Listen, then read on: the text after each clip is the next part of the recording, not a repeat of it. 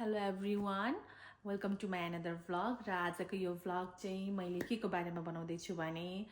जो पनि न्यू कमर आउनुहुन्छ नि अस्ट्रेलिया स्टुडेन्ट्सहरू मोस्टली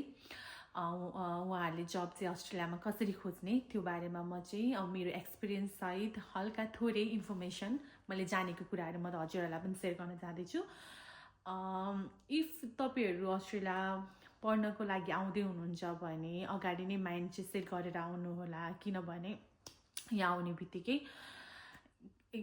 कामहरू खोज्न काम पाउन फर्स्टमा एकदम गाह्रो हुन्छ र मोस्टली आफ्नो रिलेटिभ्सहरू हुनुहुन्छ अगाडिदेखि चिनेको साथीहरू हुनुहुन्छ भने त ठिकै छ होइन इट्स ओके बट कोही नभएकोहरूलाई चाहिँ अझै गाह्रो हुन्छ त्यही भएर अगाडि नै माइन्ड मेकअप गरेर आउनु होला थोरै पैसा यहाँको डलर हुन्छ नि त्यो चाहिँ चेन्ज गरेर आउने आफूलाई अलमोस्ट 2-3 मन्थसम्म पुग्ने गरी होइन अनि अरू भनेको चाहिँ मोस्टली जति सक्नुहुन्छ त्यति रिज्युमीहरू प्रिन्ट आउट गरेर ल्याउने रिज्युमीहरू प्रिन्ट आउट गरेर ल्याउने अनि अरू भनेको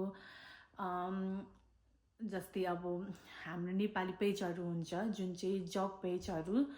जस्तै अब मेलबर्नमा चाहिँ स्याम नेपाली पेज छ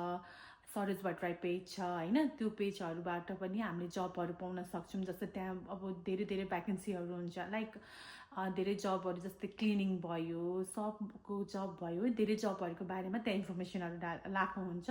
त्यहाँबाट पनि हामीले पाउन सक्छौँ र अरू वेबसाइटहरू भयो जस्तै अब जुनै पनि कम्पनीको भयो सफ्टको भयो होटल रेस्टुरेन्टको वेबसाइटहरूमा गएर पनि हामीले जबहरू अप्लाई गर्न सक्छौँ अनि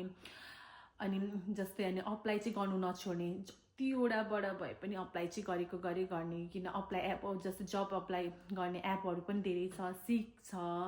अनि लिङ्केडिन भन्ने छ होइन अनि अरू भनेको जोडा भन्ने छ अनि धेरै छ त्यस्तो एपहरू त्यहाँबाट पनि हामीले गर्न सक्छौँ र अर्को भनेको चाहिँ रिज्युमीहरू अब आफू बसेको ठाउँको वरिपरिको सब छ रेस्टुरेन्ट भयो होटलहरूमा पनि हामीले त्यस रिज्युमीको कपीहरू दिँदै जाने होइन त्यहाँबाट पनि हामीले जब पाउन सक्छौँ र मैले जस्तो चाहिँ गल्ती नगर्नु होला मैले चाहिँ के गरेँ भने मेरो साथीले मलाई एउटा फर्स्ट जब एउटा रेफर गरिदिएको थियो होइन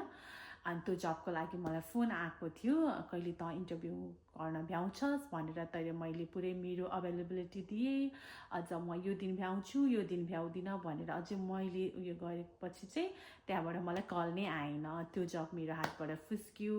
त्यसले गर्दा म अलमोस्ट 3 मन्थसम्म म विदाउट जब नै बस्नु पर्यो नेपालबाट यहाँ आएर त्यही हो मैले जस्तो गल्ती नगर्नु होला अनि कुनै वेबसाइटहरूमा अप्लाई गरिहाल्नुभयो भने त्यहाँबाट बोलाउँछ त्यही जब ढुक्कले हुन्छ मलाई फिक्स्ड त्यही जब आउँछ भनेर चाहिँ त्यस्तो पनि नसोच्नु होला किनभने हामी फर्स्टमा आउँदाखेरि हाम्रो एक्सपिरियन्स पनि केही हुँदैन जबको बारेमा होइन त्यही भएर सुरुमा हायर गर्ने एकदमै गाह्रो हुन्छ होइन त्यही भएर अर्को भनेको रेफरेन्स एकदम जरुरी छ कोही आफ्नो साथी दाजु दिदीहरू यदि कोही राम्रो ठाउँमा काम गरिरहनु भएको छ भने उहाँको नामको रेफरेन्स पनि हाल्यौँ भने पनि हामीले जब पाउन चाहिँ सजिलो हुन्छ है अनि त्यही हो म चाहिँ के भन्छु भने फर्स्टमा हामी नेपालबाट आउँदाखेरि चाहिँ जस्तो काम गर्न पनि लजाउनु हुँदैन है जस्तो काम गर्न पनि अप्ठ्यारो मान्नु भएन आफूले सकेसम्म चाहिँ कामहरू गर्नलाई चाहिँ ओके हुन्छ भन्ने पर्छ जस्तो काम पनि गर्नुपर्छ है अनि किनभने एकदम युनिको फी भयो कलेजको फी एकदमै महँगो हुन्छ त्यसले गर्दाखेरि हामीलाई अब जबै गर्नु भएन भने त एकदम धेरै गाह्रो भइहाल्छ र अर्को कुरा भनेको एउटा जबले मात्रै इनफ नै हुँदैन है त त्यसैले भन्छु मैले जस्तो गल्ती नगर्नु होला है अनि रिज्युमीहरू आफै दिँदै जाने हार्ड कपी रिज्युमीको पसलमा भए अब जहाँ रेस्टुरेन्टमा जुन सप हुन्छ नि आफूले देखेको अनुसार त्यहाँ आफूले दिन सक्यो है अनि अर्को भनेको चाहिँ हामीले आफूले जुन पढेको युनिमै पनि अप्लाई गर्न मिल्छ होइन